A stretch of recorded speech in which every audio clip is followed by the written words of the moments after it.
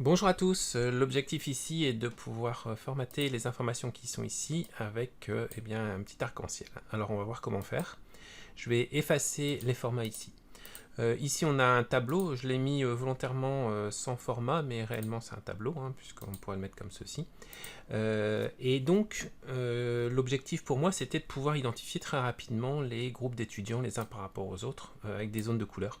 De façon aussi, lorsque je vais trier ici par exemple de A à Z, eh bien je continue de voir les identifiants des groupes. Donc ça c'était l'objectif de départ.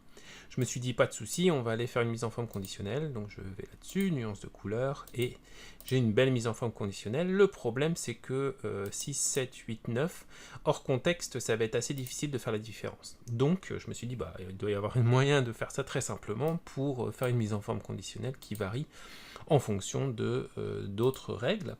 Et donc là, je vais voir les échelles, et on n'a que 3 couleurs, donc c'est un petit peu embêtant, puisque ça va limiter le nombre de couleurs disponibles pour pouvoir différencier les groupes. Alors c'est intéressant que Microsoft n'ait pas implanté ça dans Excel, ça viendra peut-être un jour. D'où la solution de repli. Alors je vais effacer les formats ici. Je me suis dit, bon, on va faire ça en VBA. J'envoie la petite macro de VBA qui va nous permettre donc de choisir la saturation et la luminosité. Alors ça c'est assez intéressant pour créer ce type d'approche, et donc ça nous fait une mise en forme conditionnelle plus. Alors je vais mettre à jour la sélection ici. Donc c'est parti de la sélection que j'avais prise.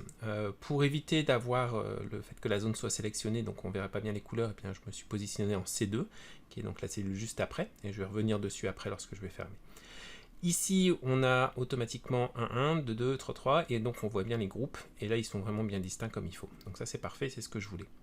Alors par contre, on peut jouer avec toutes ces informations-là. Donc je vais faire une mise à jour automatique ici. Lorsque je me déplace ici, je vois donc que je change les dégradés de couleur. Donc un peu de la même manière qu'on pourrait avoir une mise en forme conditionnelle, sauf que je ne suis plus limité juste à 2 ou 3 couleurs, mais j'ai toutes les couleurs que je veux à l'intérieur de l'arc-en-ciel tel qu'on l'a là.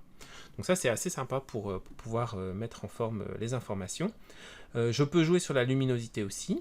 Alors, petite remarque qui a son importance, dans la mesure où 10 et 255 c'est quasiment la même chose, pardon, pas 10, mais 0 et 255 c'est quasiment la même chose, puisque c'est, on a fait le tour des couleurs en quelque sorte, hein. Vous voyez ici, vous avez les mêmes couleurs, et bien on va revenir ici, on peut remettre ça à 10, ce qui nous permet de différencier la première et dernière couleur.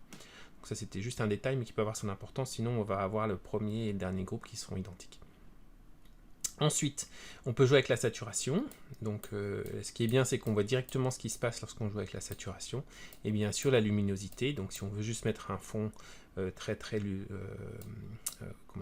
peu lumineux ou très lumineux, on peut jouer. Et là, on passe du noir au blanc si on va sur les derniers. Voilà, donc c'est une petite démonstration assez rapide, j'espère que ça va vous plaire. Dernier point, je peux aussi formater toutes les lignes, donc là je n'ai formaté que ça. Dans la mesure où j'ai un tableau, il va pouvoir aussi formater toutes les lignes, mais alors attention parce que ça va effacer toutes les couleurs de fond si vous avez d'autres informations. Donc si je passe ici à 11, eh bien j'ai toutes les informations qu'il me faut. Donc c'est pas mal, ça me plaît assez bien comme ça. Je vais mettre à jour, je ferme. Si je veux revenir dessus, eh bien je peux simplement recliquer dessus. Il a gardé aussi les derniers paramètres, ce qui peut aussi être utile dans certains cas. Vous pouvez donc télécharger le fichier sur mon site xcelerator.com, et je vais mettre en place une vidéo qui va expliquer comment le fichier a été fait. Donc c'est une vidéo qui va prendre du temps puisqu'il y a quand même pas mal de code derrière, et donc ce sera une excellente introduction au VBA. Et je vous remercie pour votre attention, à très bientôt, au revoir.